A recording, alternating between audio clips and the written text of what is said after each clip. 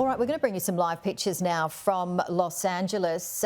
These are pictures here showing demonstrators gathering outside the US Department of Justice's Prison Bureau.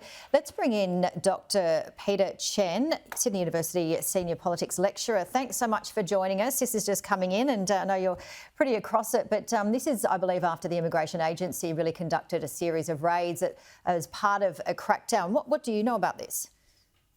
Yeah, so I think this has been brewing for quite some time. One of the things we know is that as popularity with the president has declined, he has been leading pretty hard into migration issues. He ran strongly on that for his re-election, and it is the issue that he still has the most popular support for.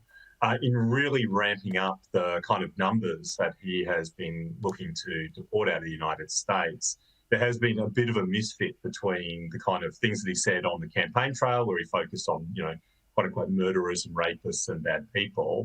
And so we've increasingly seen lots of stories of kind of, more regular people being swept up in these migration raids and things like that.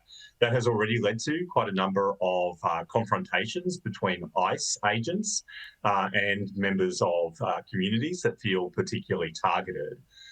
Certainly, there is a kind of a devilish dynamic here. Trump will be able to use footage like this to message back to his base about, the cities, using that kind of sanctuary city argument. These are the people who fundamentally oppose what you voted for, which was a real and significant crackdown on migration.